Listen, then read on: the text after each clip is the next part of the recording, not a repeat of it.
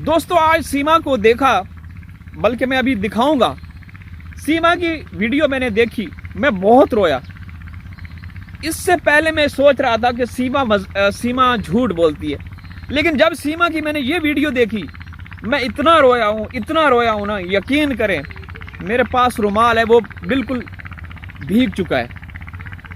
1-2 kilo आंसू मेरे अभी निकले हैं। आप लोग अभी ये वीडियो देखेंगे सीमा की, तो आप कंट्रोल नहीं कर पाएंगे। आप इतना रोएंगे और कहेंगे कि नहीं, सीमा सही बोल रही है। इतनी मजलूम थी सीमा, आज मुझे पता चला। ठीक है, चलें सुनाते हैं और दिखाते हैं आप लोगों को। ये सुनिए, सीमा भगोड़ी मैं क्यों रोया आज, तो ये सुन लीजिए। जब मुझे वहां से धुतकारा गया, धक्के मार के निकाला गया, तब कहाँ था सबका प्यार, तब कहाँ था वहाँ का साथ। ऐसे साथ में फुटती भी नहीं। जब बच्चे मिट्टी खाते हैं, जब मैं मुझे लाते मार मार कर निकाला गया।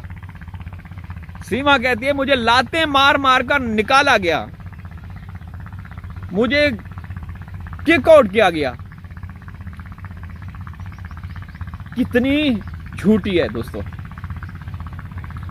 गुलाम हैदर तो उस वक्त सऊदी अरब में थे जब तू कराची छोड़कर दुबई से फिर नेपाल पहुंची। उस वक्त कौन था, किसने तुम्हें लाते मारी, जरा ये तो बताओ, किसने लाते मारी? आगे सुने, चर्चा करेंगे। बड़ी जबरदस्त वीडियो है। रो रहे हैं ना आप लोग, रोना आ रहा है ना? आगे सुनिए, आगे और रोएंगे आप लोग।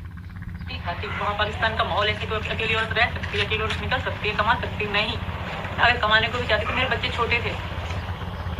ओ हो, पाकिस्तान में कोई औरत रह सकती है?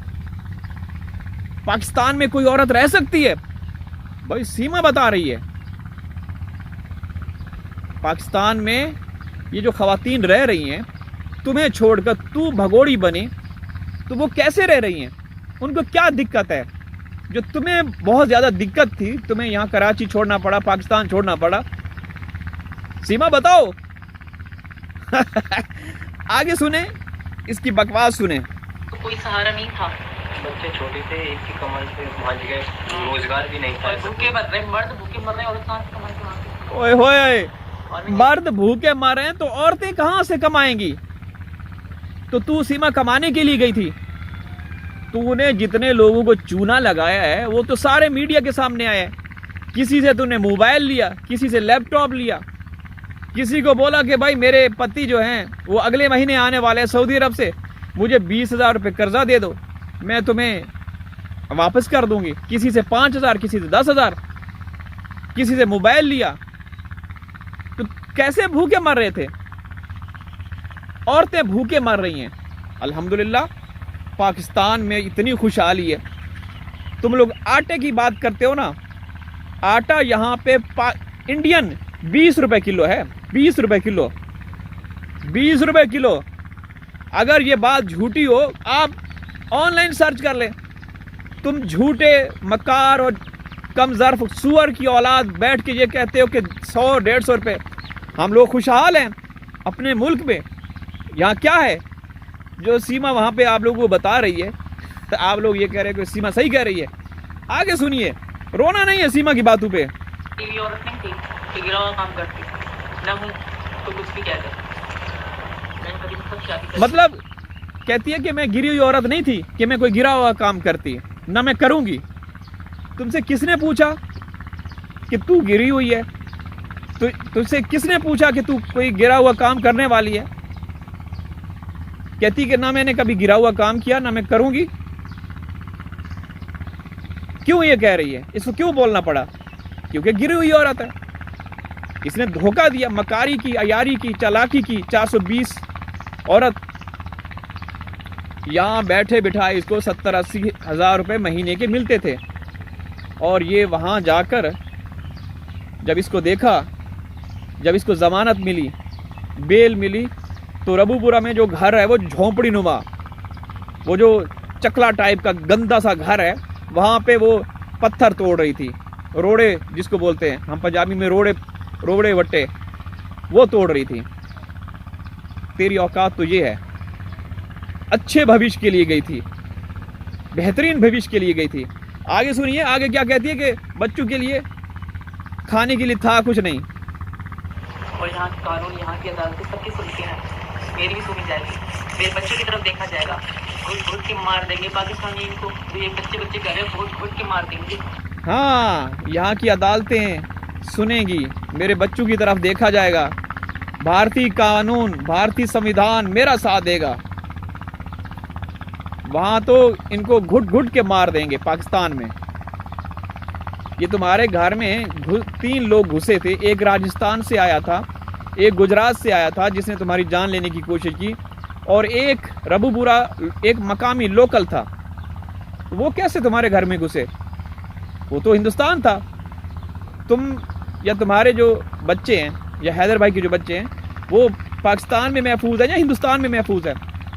वहाँ बच्चों के साथ जो कर रहे हैं या करवा रहे हो, बच्चों को कहीं कभी किसी शॉप पे भेजते हैं, कभी बच्चों को किसी दुकान पे लेकर जाते हैं दिखाने के लिए कि लोग देखेंगे। बच्चे देख, ज़ाहिर सी बात है लोग बच्चों को देखना चाहते हैं ना।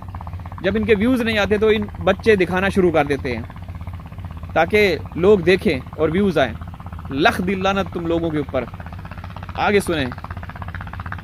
पूरी जिंदगी इनको सजा देंगे। बलोच कबीले का आपको क्या पता? बेटी बेचते हैं वो, मैं झूठ नहीं बोलती, मैं सच बोलती हूँ। बेटी बेचते हैं, कसम खा के बोले, अगर बीमा सच में लाइव आती तो कुरान उठा के अच्छा, बोले, बेटी नहीं। ये बोलती है कि बलोच, मैं भी बलोच हूँ, ठीक है ना दोस्तों। तो हमें पता है हमारे सिस्टम का ये कितनी झूठी मकार औरत है। ये पाकिस्तान में नहीं होता, ये हिंदुस्तान में हो रहा है। हिंदुस्तान में देखा जो 18 मार्च को तूने बच्चा, क्योंकि तेरी बच्चेदानी तो है ही नहीं। तू चलो नकली सनातनी बनी हुई है ना, तू कौन सी हिंदू धर्म में सबसे बड़ी कसम क्या होती है? तू वो कसम खा कि तेरे पास तेरी बच्चेदानी है। तू दुनिया को दिखा। किसी डॉक्टर, ज़ाहिर है जिस डॉक्टर के पास जाती है वो तो बिका हुआ है, वो खुद बिका हुआ तुम्हारा। दोस्तों इसकी बच्चेदानी है ही नहीं। 18 मार्च को जो बच्चे का जन्म इसने दिया, नकली बच्चे का, वो किसी से खरीदा इस बच्चे इस औरत ने। तो इल्ज़ाम पाकिस्तान पे लगाती है कि पाकिस्तान में बच्चियों को बेचा जाता है। ये जो काम तुमने किया है ये क्या है? लख दिल लानत बेगैरत लोग। आगे सुनिए, आगे क्या कहती है। बुढ़े को दे देते हैं, मासूम मासूम बच्चे बुढ़ों को, जिनकी 2-2 पत्नियां मर चुकी होती हैं, 2-2 पत्नियां बुढ़ी हो जाती है। इतनी हफ्सी, इतने शैतान लोग हैं। एपी सिंह क्या है? एपी सिंह नौजवान है, युवक है, तुम्हारा भैया है ना। और जो तुम्हारा भैया है तुम्हारे सामने बैठकर जिस तरीके की बातें करते हैं पूरी दुनिया को पता है।